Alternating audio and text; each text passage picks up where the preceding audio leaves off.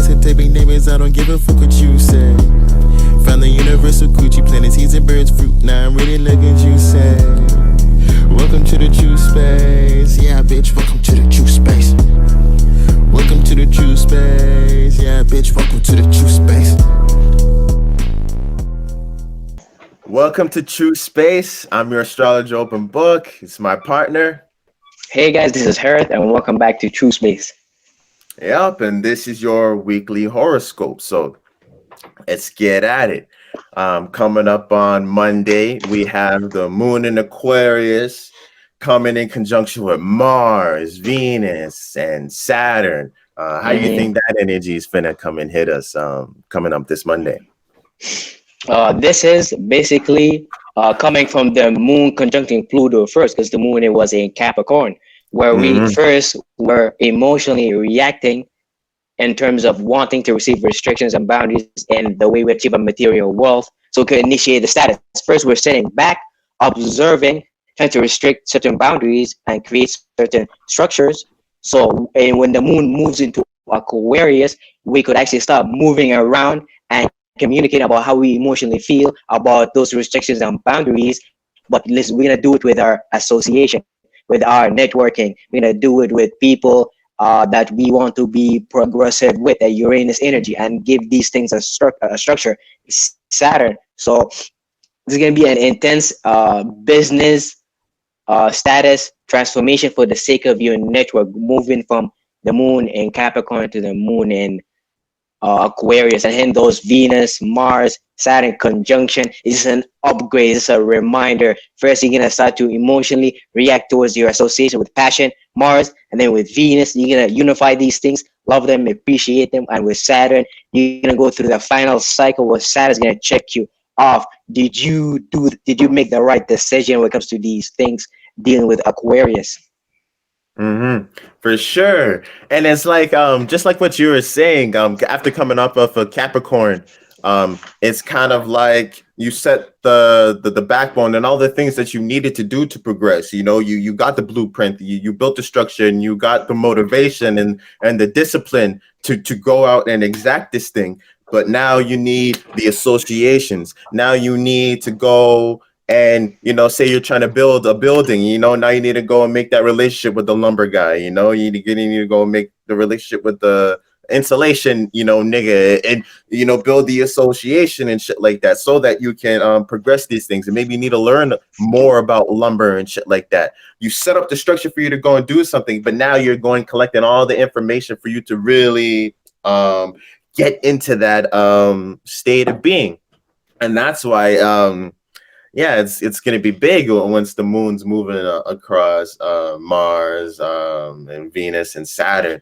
Really, just like what you're saying, yeah, a reminder of that energy, a reminder of teamwork makes the dream work, and also kind of exposing. Feel like with the moon is the real you, and it's your esoteric GPS. But you have to remember that whatever vibe, your vibration, you know, whatever you're putting out on that level is what you're resonating with, or what you're going to make resonate with you on that level. So that's also what you manifest into your life, or what you bring into your life. So you may also bring that type of rebellious information gathering type mindset to you. Like, say if you're in that that separative mindset that Aquarius can get into, of you know, not seeing the broad picture of analyzing, and you're dividing up in teams a little bit too much, and you're getting lost in sight of rebelling against one side, because you know that you guys are right, regardless if you're right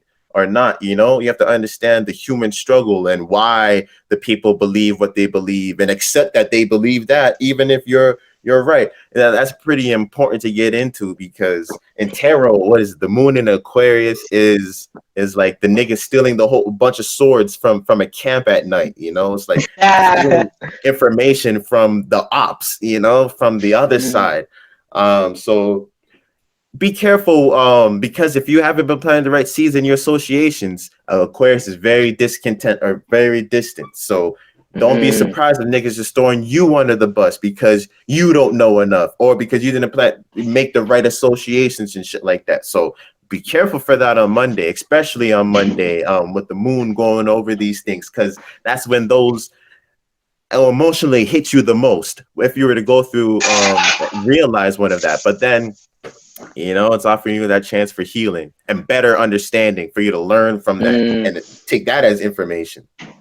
100%. And with that square to Uranus and Taurus, this makes things more intense, like what you were saying about you rebelling and going off against your own groups, because Mars is right there squaring Uranus. So that it could make you too aggressive when it comes to approaching your association and the people you've been networking with. But because of Venus is right there, it's going to give a sense of unification and not going too hard, not too aggressive, not too passionate, even though at some point, I think this week, Mars and Venus, they're going to start separating away from each other. Venus is going to start moving forward, while Mars, essentially, Mars is going to stay behind dealing with Saturn, because Saturn's going to first control Mars and a certain impulse of behavior, so on and so forth. Yo, that's crazy. That's literally like grandpa, he had to tell y'all a story or give y'all a lesson of scolding because y'all was fucking around, and then he lets the little daughter run off first, and then like the little son was supposed to run off, but he was like, nah, nigga, nah, smacks him. It's like, what the, you should have been doing all of that, playing around with all of that type shit. Yo, and then the little daughter run off. That reminds me of like grandparents, essentially, basically, yo. Yeah, Saturn's grandpa. I figured it out. Saturn's grandpa from your mom's side, and then and the grandpa, well, at least an older tradition, the dad would give away his daughter in hopes of getting something, in hopes of consolidating families, in hopes of doing whatever, so it would be that type of union. So Saturn's going to be a little bit more wanting things, or wanting something out of the arrangement. He gave his daughter, he gave the moon, and I feel like Uranus is the grandpa on your dad's side. He doesn't really give a fuck, his son can go and do whatever he wants and shit like that. He's eccentric. He's the one wearing the ankle socks and the sandals, and he's always on vacation and shit like that. And then he just comes in, sometimes butts heads with the son, telling him he ain't doing shit. Oh, back in my day type shit. That's Uranus, that type of grandpa. But Uranus and Saturn, grandpa energy. 100%, yo. So Monday, a happy emotional day, dealing with how you approach your association, the people you've been networking with, your ideas that deals with the revolution, and also giving them structure, trying to create some form of building, containment, and so on and so forth. That's what we've been doing for a while, since Saturn been moving through Aquarius. It's those little chakras, little stars moving there, Mars and Venus. It's an extra boost towards the whole energy of Saturn moving through Aquarius, because Saturn is right now at 21 degree, I believe. Yeah, exactly. It's making it more personal. It's bringing it closer to home, whereas you could see those issues, but it may have felt distant in terms of your role that you play out in the world. But with Mars and Venus there, it's your niggas, it's your families, it's the it's your personal life that is around you, that is reflecting this societal thing that you thought was a little bit more distant. Mercury is going into Aries too, so it's leaving Pisces, going into Aries, getting that fiery start in the mind, getting that started, we were all in that la la land confusion type realm where the mind was all flunked out. But if you was planting the right seeds, that entire Mercury transit, you at least came out of that knowing your subconscious mind, having some type of information and thought process and how to construct the deepest parts of you and how to put that in. Now it's your chance to put that into use. Now it's your chance to start sparking those thoughts. You wanted light when you're in that darkness, but now you have that light. So what you gonna do with it? 100%. And I agree with what you were saying about Mercury moving through Pisces. That really taught me how to go through my own subconscious mind, really know how to think about it, not from a highly logical perspective, but from a more intuitive, lighter perspective. Not think too hard, more like let these imaginations and these feelings flow right through my mind, as opposed to holding to one thought, logic, and then flying through it in my own mind, like an Aquarius energy. But Pisces is a whole different approach to utilizing Mercury, and Mercury is debilitated here, so you can't think. You have no choice. You gotta submit to the whole subconscious mind of the collective. And with Mercury in Aries, that's gonna allow you to literally almost like zoom through all that subconscious clouds and like summon yourself into existence with the whole Aries energy spark, because it'd be quite powerful.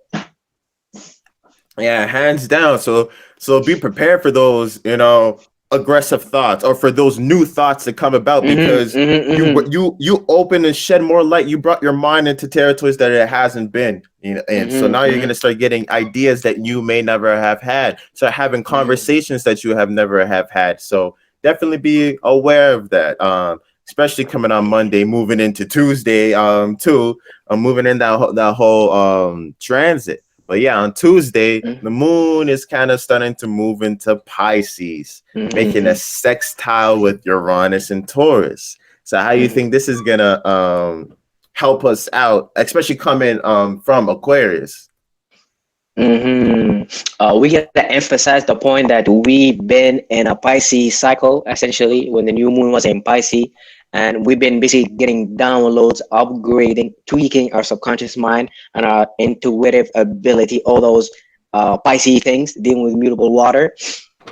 But with the moon and Pisces right now, this is us almost about to complete the cycle and about to experience the new moon in Aries. So I feel like the moon in Pisces, this is the final accumulation of this entire Pisces cycles, where you finally sit back, meet your subconscious mind the same way it was at the new moon in Pisces the beginning, but right now you're at the end.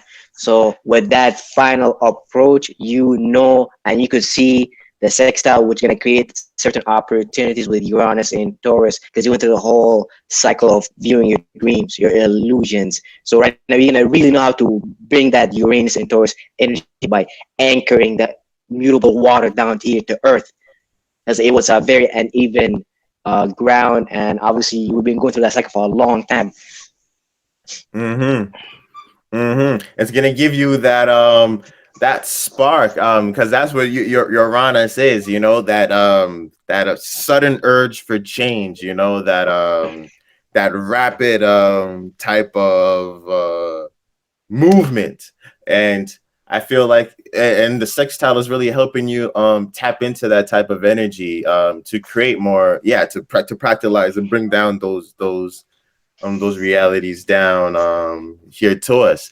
It feels like for some reason spring cleaning came to mind, but it's like spring cleaning for your subconscious. So now it's like the esoteric GPS is coming swiping over Pisces again, to let you know, okay, so this was what was here. Listen, those intuitive practices that we have been tweaking, Sun and Pisces has been trying to show us, is like, all right, remember how it feels, just like we're taking a shot, and it goes in. You try and remember how it felt, how the ball felt out your hand, exact pressure and stuff like that. That's how the moon's gonna be passing over through Pisces. Is like, remember you felt all of that. Remember when you was flunked out over here. Remember that pile of dirt that you left over there. You still gonna pick that up, so that when you come to that new moon in Aries, that you know what you're trying to spark. There's no skeletons in your closet as much, or you having that last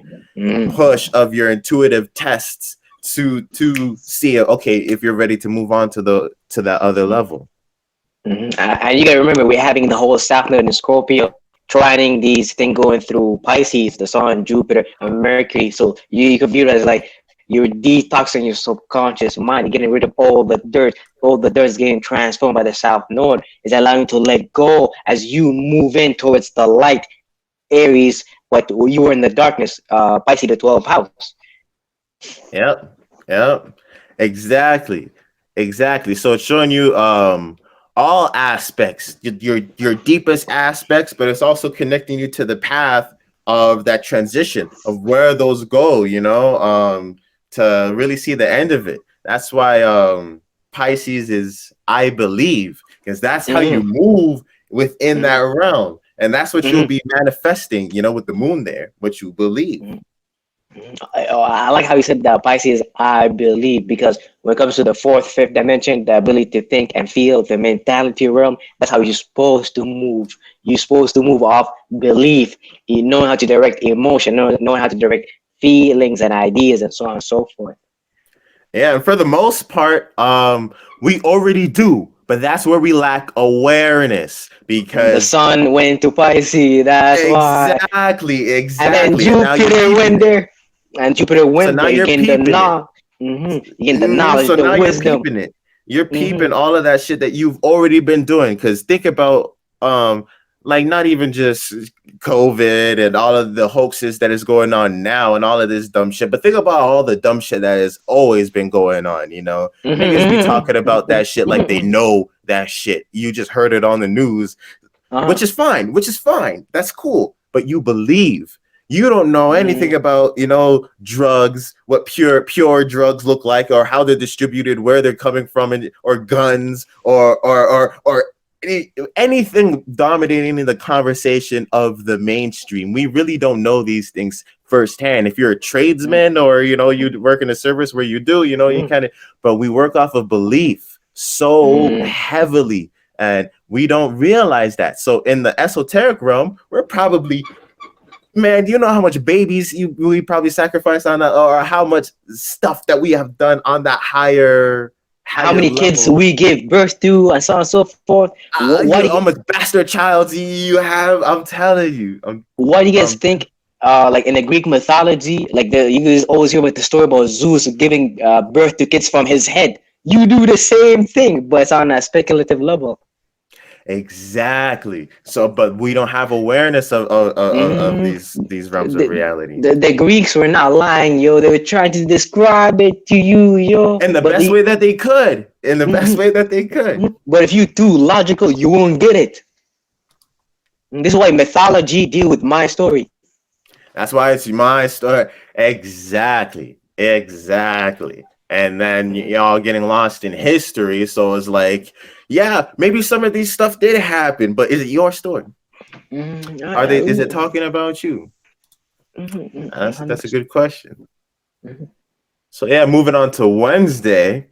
Yeah, moon's going deeper into Pisces, and it's making that round, just like what we were saying. It's making that round into Pisces and really doing that esoteric GPS sweep. And probably even helping you.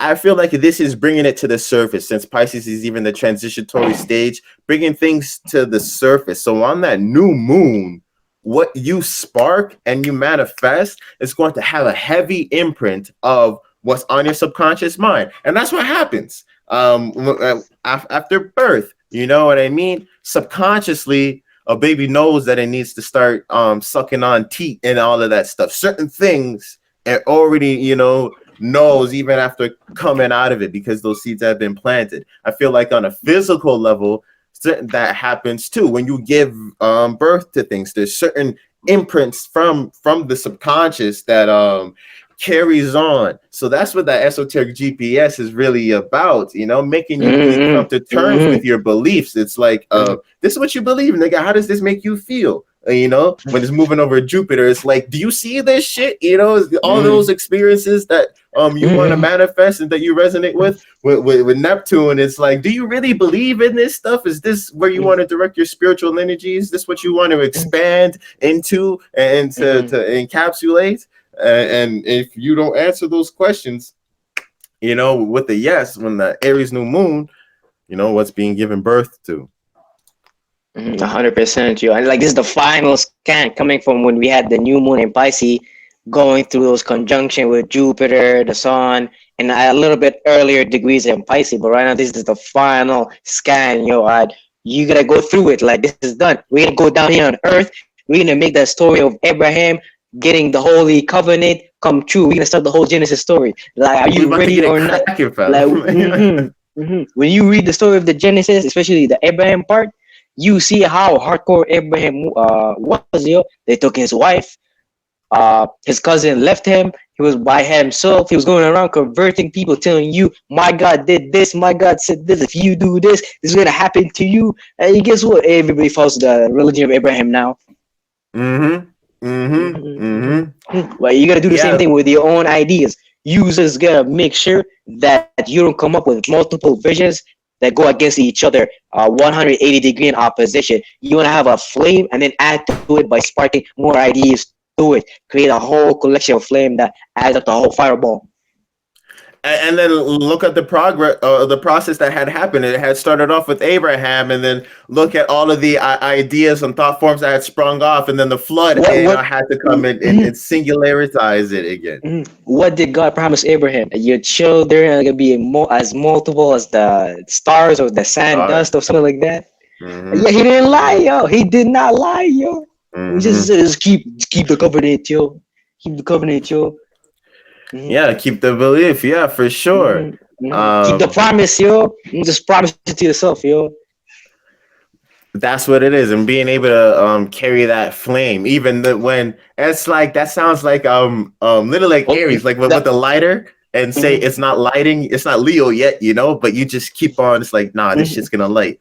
It's gonna this light. Is gonna light. It's gonna go. It's gonna go. Most people would give up, but then one day you will have that flame. This is why we kind of do the whole Olympics thing and so on and so forth with sports, and then the torch and so on and so forth. Torch. This is where the whole story of Prometheus taking the torch against the god and giving it to humanity and so on and so forth. Damn, we just doing bare rituals, man. That's crazy. We love watching the Olympics, yo. Yeah. On Mount Olympus.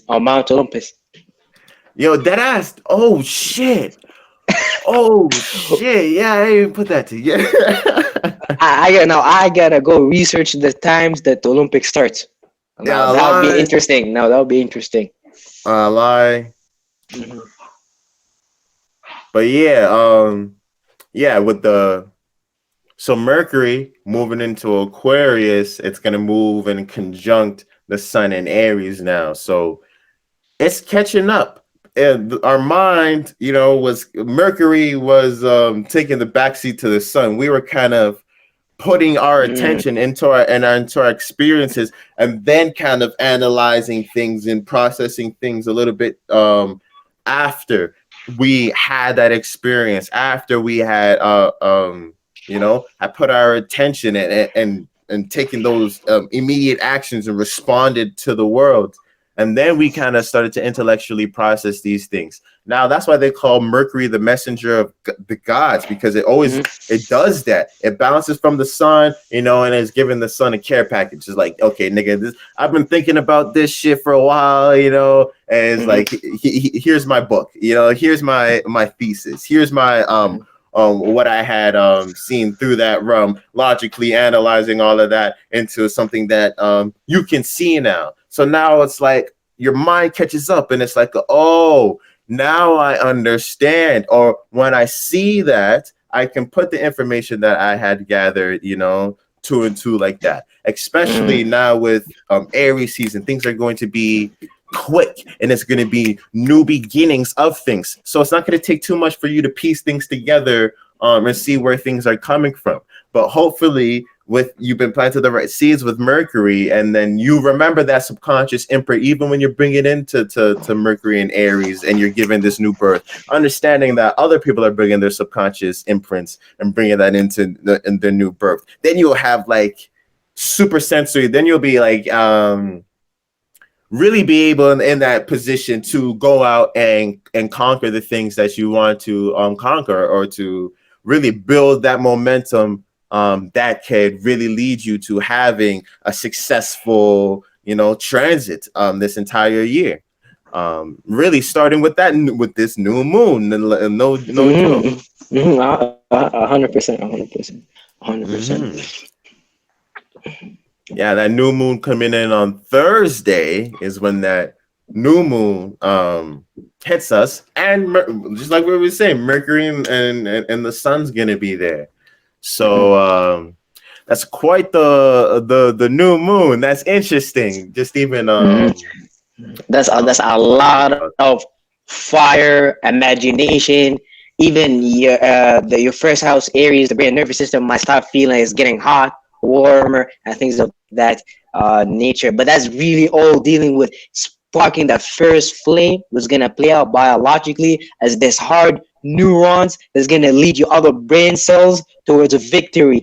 But once you create that thought, which gonna be correlated with certain neurons, it's gonna play out biologically. You can't keep going against the neurons. This is how Aries develop headaches, because they develop this thought that get associated with different neurons, different cells, and then when the Aries doesn't know how to structure all of them, they go against each other and they get a headache. Their brain start hurting, the nervous system, all the blood start rushing towards their head because that's where the sun is exalted. So the blood could bring those healing opportunities and like bring more blood flow, because Aries, the first house, is hot and dry. So it dries up all the fluids of the brain and nervous system. So the blood gotta come, cool things off. But Yeah, that's crazy. I bet an Aries in their power, or expressing like the positive aspects, would be, say the disgruntled would be like the thoughts, kind of moving against each other with no direction, and it's going on which way, and then you would manifest like a headache. But Aries in their power, maybe it will be in direction, like it'll keep on putting the neurons in one direction, and then you might get tired, but it'll be like your more of your body, your whole body, and less of a headache type thing, because you dispersed that energy, you let it go down to the root chakra, and you do that by understanding that Gemini, the third house, is right below Aries, the first house. So by breathing, you're pulling all the blood down here towards the rest of your body. Especially if you have a headache like me, and so on and so forth, you just try to breathe, lower your breath rate, you're gonna experience your headache getting more controlled and things of that nature, which is quite interesting. You're getting the sun less exalted in the high spot, bringing it to the lower aspects of spring. Yeah, that's interesting. Because air can direct the flames, or air can kill the flames, but depends upon what percentage level, aka degrees between them. Yeah, how much you incorporate into it. Yeah, that's crazy. Oh, so, and this is I have to mention, this is how the whole while they were talking about the tribe of Israel and so on and so forth on the Levant, the Arabia, the Eastern continent, because that's how they view the world. They view the world from the mind first, because they lived in the first house, Aries. So they view their thought at different tribes, different neurons fight against each other. So them coming with the whole idea about the 12th tribe of Israel is them trying to organize their mind, different parts of their brain. They could have called the tribe of Judah the hypothalamus. They could have called the tribe of something else the frontal court, or whatever. The whole Bible, the Mishnah, Talmud, those Jewish Bible, it's about like a brain chemistry, neurology, and so on and so forth. Like they could get really deep. I'm talking too deep sometimes. But that's what they got lost in the mind. Jesus too. Reminds me of Jesus too. With the dying on the cross and shit like that, and the Golgotha was like the brain, and the two thieves were the eyes. 100%. Yo, that the whole story lets you know, oh, these people got lost in their head, they got lost in their brain, yo. This way they could develop bigger brain structures, because more blood flow goes there and so forth. It builds more bones. That makes sense, yo. It makes a lot of sense. Yeah, for sure. Yeah, that's why they also develop maybe not intelligent, maybe more like intelligent, scientific, philosophers type of people. I think so. Bigger foreheads. Yeah. like Martian energy. Yeah, dead ass. That's a joke. I'll tell you, yo. And look at the tensions that is going on in that area of the world too. We'll probably be talking about it with these alignments going on. We could probably expect something to be popping off on that area, and for us all to be talking about it because that shit's already going on. Because already been going on.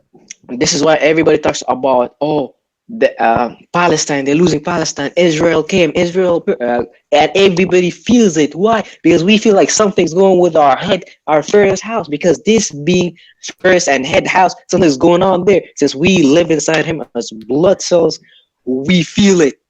Exactly. this is why you feel America, because America is this being that we live inside heart or fourth house area. Real shit, yo.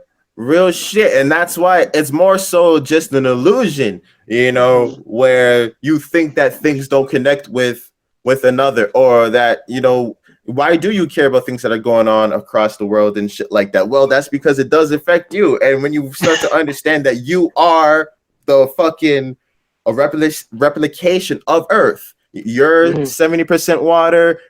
You know what I mean? Same thing when you go out to the more bigger macro, you are the solar system. Just like with your chakra systems, you have the 7 chakras of all of these things. So look at the body, look at disease, look at how people would neglect one body part, and it lead into another. You get cancer in your breast, and so all of a sudden it goes down to your prostate or wherever the fuck cancer be traveling and shit like that. So it's like just like how those different areas, you notice it. If you have a back pain, say you're a football player or you're doing whatever, piano or whatever, you're using your hands. You can't play piano or use your hands the same way because your back's all fucked up and shit like that. So it's like that type of coherence. When you start broadening your lenses to like the scope that astrology does on a galactic type stuff, you will never say that it doesn't matter or that it's not affecting you. Once you start to see that the land masses on Earth are playing out the same energies as these celestial bodies that we experience, you start to see how completely tethered you are. And if you want to learn shit about Aries, man, you have to look at that continent, motherfucker. You have to look at that area, exactly, and peep what's going on in that, and it's representing what's going on in that area inside of you. 100%. Yeah, fam. That's why astrology will take you. That's why astrology is the OG, because it gives you that all-encompassing thing. You don't get lost in Earth. You're not just influenced by Earth. You're not going to see shit. You're not going to see everything.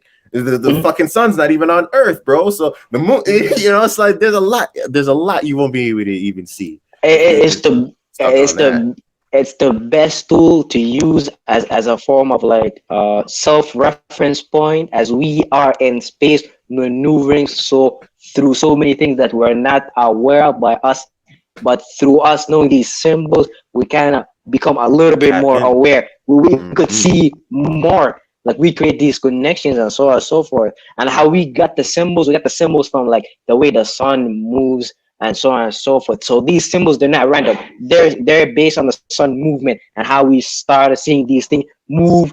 We basically did a screenshot, took that symbol, moved it, and they created a whole symbol behind it. But like astrology is very real beyond the whole concept of mundane astrology and just horoscope. It's beyond. It's all encompassing. It's all encompassing. This is why you can't get religion without astrology. You can't get a language without astrology. It's impossible. You can't get civilization without astrology. Point blank, period. Every civilization that has ever been sophisticated learned about the stars, used mathematics to even figure out the stars and shit like that. So it's like, it really is no escaping it. Because it made us aware of higher things, the same way how if you live in a geographical location and if another group of people came to that geographical location, they're gonna make you become aware of different things, because it came into your 3D surroundings, your third house. So you got no choice but to learn from it. Facts.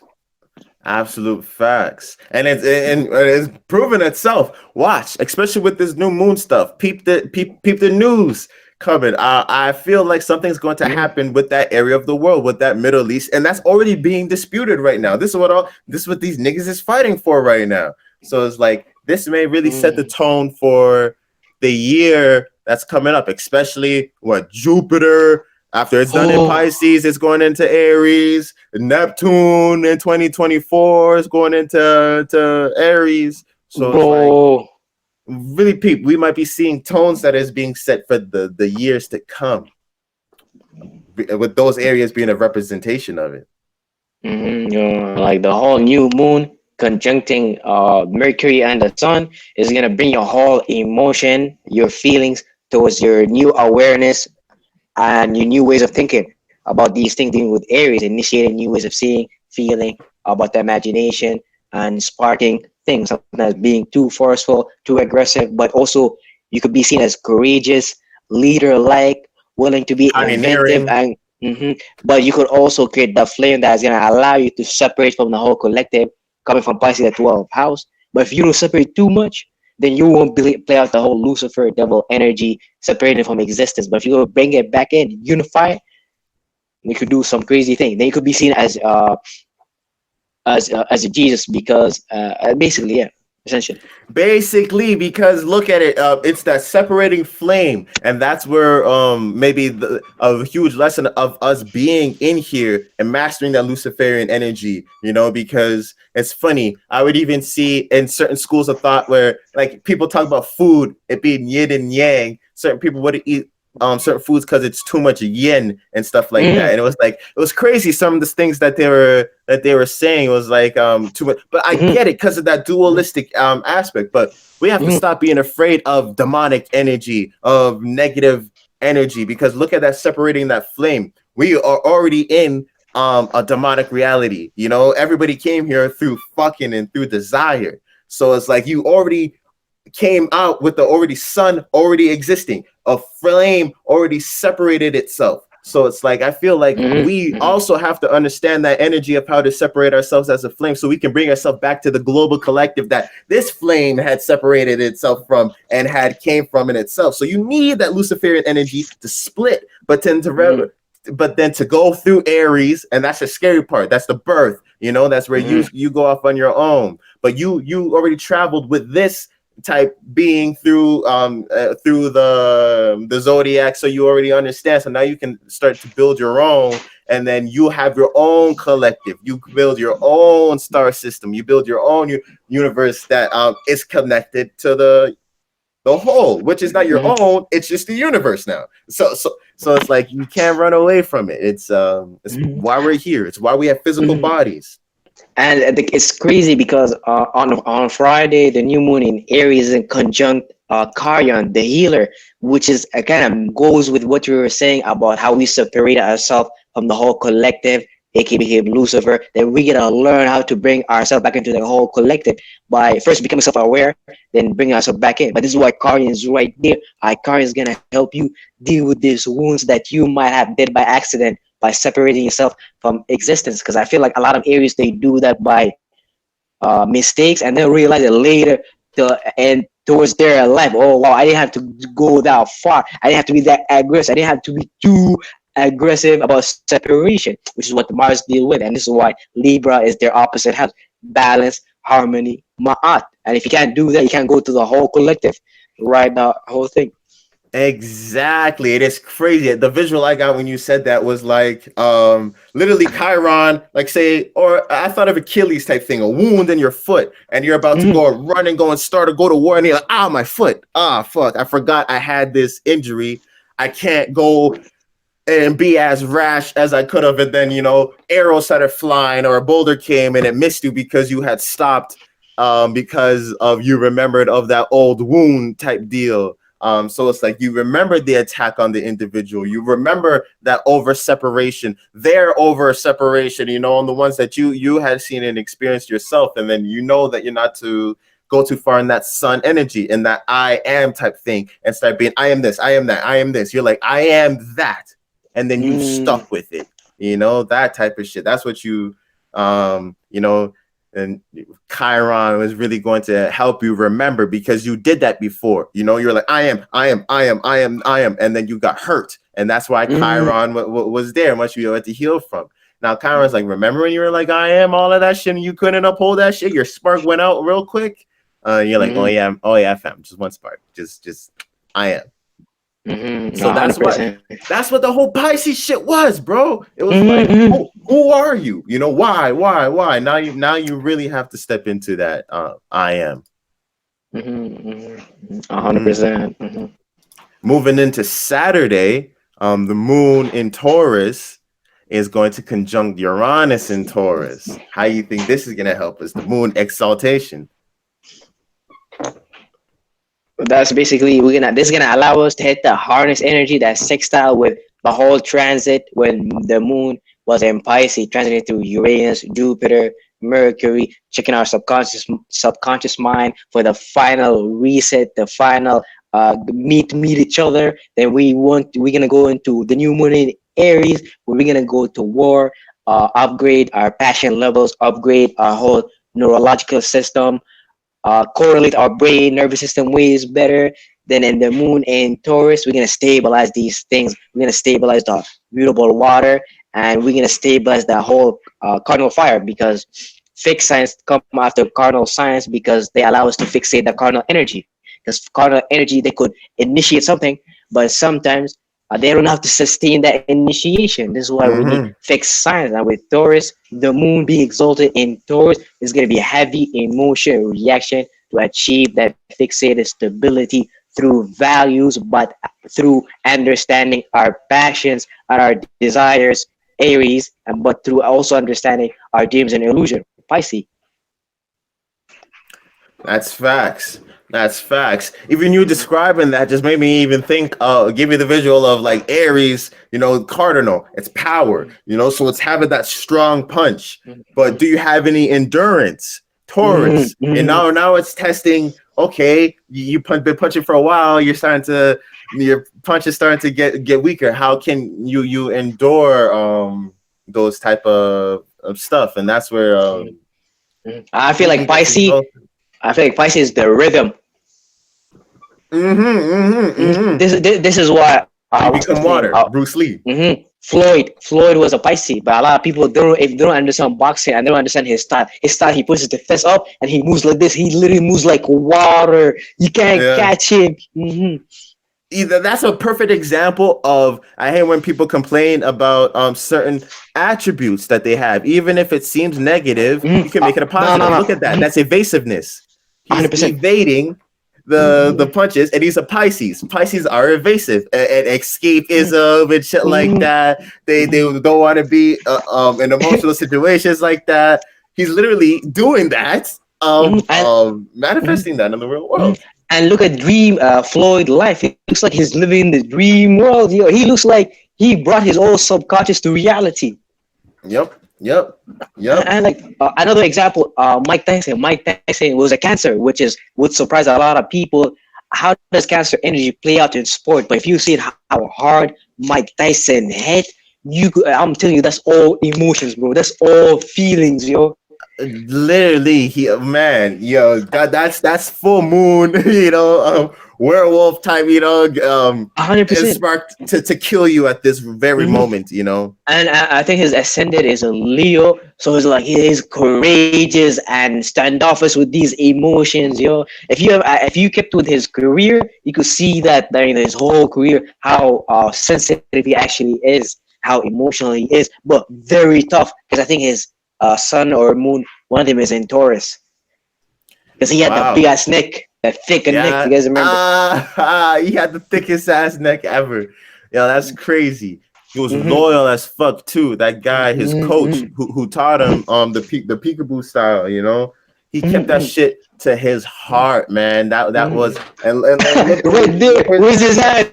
Exactly. His soul to his moon. Yo, that's crazy, yo. A lie. Yeah, that's crazy. I literally play that out. I'm gonna make more videos about making connections about like astrologies and sports. And now that's gonna be very interesting. I'm gonna make it make sense. It's gonna blow your minds away. And I'm gonna use multiple sports, not one sport. And we're gonna view from multiple angles. We're gonna use exercise science with astrology. Hey, that would be fucking crazy. I can't wait for that shit. So that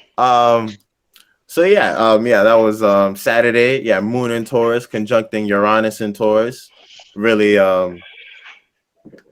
putting that esoteric GPS onto that stability that we're trying to bring about change for, that we're trying to initiate into our lives Mhm. the new stability that is coming out, that we are progressing into, that incorporates more people, when she incorporates everybody. Even think about it, with Taurus, that's where the Uranus is debilitated, because it's so collective type deal. You're dealing with the masses, especially when you can't when you can rebel on your own. It's dealing with the masses, but it's an individual planet at the same time too, which is very interesting. But I don't Mhm. look at Aquarius as individual as in one person, but individual as in, like separate, or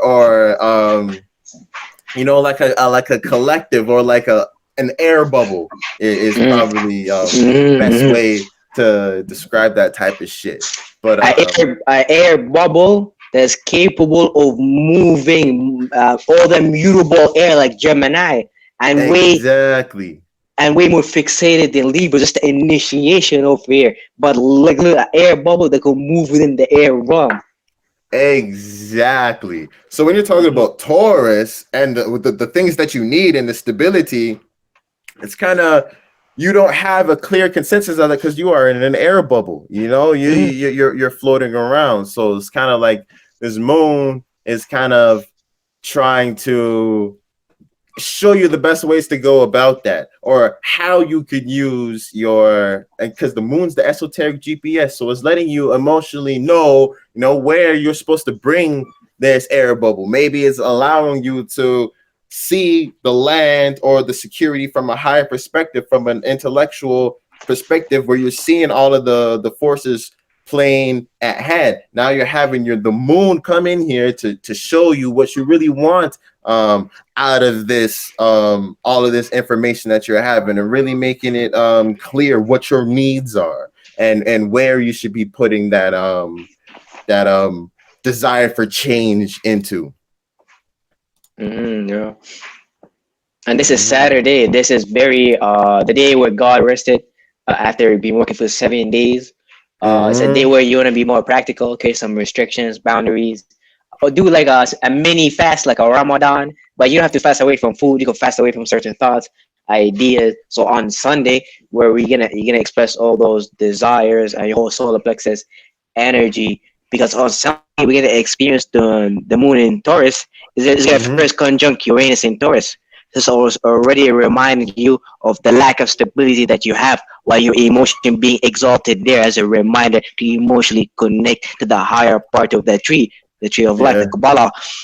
But then Yeah. the moon in Taurus is gonna conjunct the north node. So after you've been destabilized, right now we're gonna go through your path. Is this the path you truly want? And we've been going through the whole moon conjuncting Uranus, the north node also for a while. So you should know by now what you wanna do. But it's gonna be also squaring Saturn, Mars, Venus all in Taurus. So all making sure that you're checking on your association, making sure that while you're emotionally react to stability, who you're associated with, what you've been building on mentally for a while, utilizing your nervous system, your higher mind is supposed to play out a big factor when it comes to achieving the material wealth that you want, because you're the ruler of Aquarius. Uranus is in Taurus right now and debilitated, but that's allowing you to lift the earth energy, shake it a little bit, mold it with that whole electrifying Uranus energy, and the opposition to the south node in Scorpio. It's just reminding you, hey, we gotta transform these desires that are not beneficial towards what we want to build on when it comes to Mhm. North Node and Taurus. So we've been going through obviously this whole South Node Scorpio axis, getting transformed emotionally, but also stabilizing ourselves, and that's going to get really emphasized during the whole the eclipse. I think later on. Mhm. Yeah, for sure. It's kind of like, even, it's playing on that dualistic aspect, like with Uranus and Taurus, and now we have Mars and Venus, in Taurus, and then we have the square going on. So it's really like, what you need, and getting what you need out of the collective, and then giving the collective. It's kind of like, you're trying to incorporate other people into your personal things on both levels, and then you're trying to associate yourself with them, based off of practical stuff too, or in personal ways, because we're dealing with Mars and Venus, because those are personal aspects that are going on. So it's like all these personal aspects are bringing you to focus on your associations and how you balance with people, and then the world, reality around you, is forcing you to incorporate other people into your plan for stability, into your how you go out and get that stability for you. So it's kind of playing out in both fronts, where it's being brought to you, and there's a role that you have to actively play to kind of set things straight. And that's a lot of what Sunday is going to do. Especially Sunday, this way you're directing your creative energy and your attention after, it's the break or the freedom, the lightness and freedom that you feel after you restrict yourself, after you do a good job, after you restrict yourself on Saturday, and then you allow yourself, okay, because you did this on Saturday, on Sunday you're able to let that stuff go. It's allowed to creatively express yourself. But there's a lot of that stabilizing type energy going on that Sunday, showing you that you need a creative way of going about reaching the stability with other people and incorporating other people in these ideas into your life. You really have to find a creative solution to these things, because it is not something that is done before. Uranus, this is something completely original. And then all this Aquarian energy, it's reminding you of that Leo energy, that you need creativity. Now you have the idea, you have the network, but if you don't have the creativity, if you don't have the star, it doesn't matter if you have the camera crew and all of the associations. You need the star. You need the person that's going to catch the eyes type deal. You need the creative energy spark. So that's a lot of what Sunday is going to represent. 100%. Yeah. And then, Venus is taking the lead on Mars. They're getting separated. So you're going to start to see that, just like what we were saying before, that you're the way that you connect and relate and balancing things is going to start to progress a little bit over ahead of that passion and desire that you have for things. Meaning you may shake hands and even make deals with certain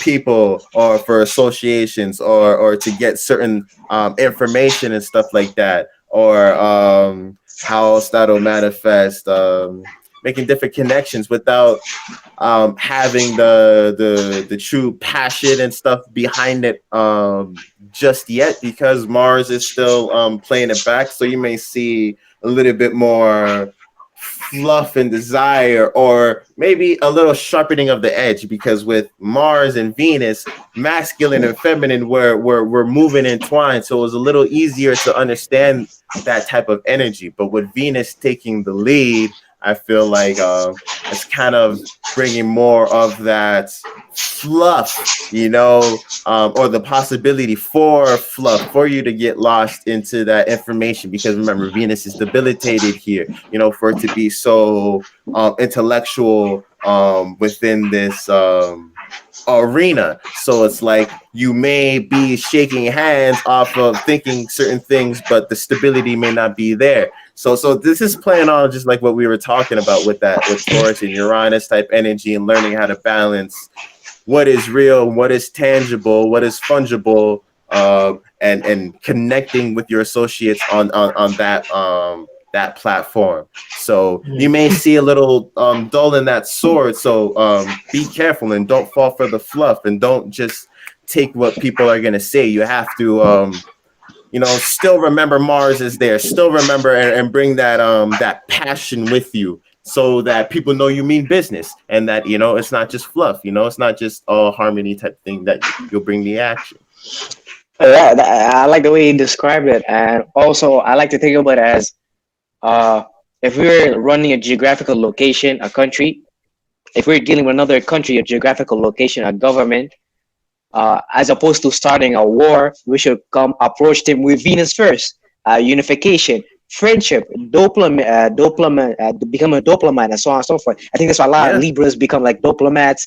People connect people together, and so on and so forth. So you can view it from that way. This is going there, acting as a Jehovah messenger, your diplomat, giving them sweet stories and so on and so forth. But if that does not work out, then Mars is right there, checking with Saturn, preparing the army in the back, preparing the whole way you're gonna approach these things. Is that depends, because Venus is gonna go into Pisces, where it's gonna be more exalted. So it's gonna meet, I think Jupiter, Neptune, and that's a whole combination of in Hellenistic astrology they like to divide planets into benefics, meaning good, and malefic. Malefic as in Saturn and Mars, and we're gonna have Saturn and Mars stay there by themselves, and then we're gonna have Venus, which is benefic, Jupiter benefic, and Neptune too. So it's almost like we're getting this separation to see this is where our passions and restrictions are here, and this is where our dreams and illusion, which we love and appreciate, down there.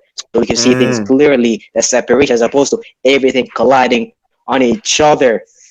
Yeah, yeah. Having balance in ways to understand what balance really is, you know, what benefits really are. We'll probably come to understand that when they're moving together, and what you know, like opposing forces or more aggressive type energy really is, and how it's being represented into our life.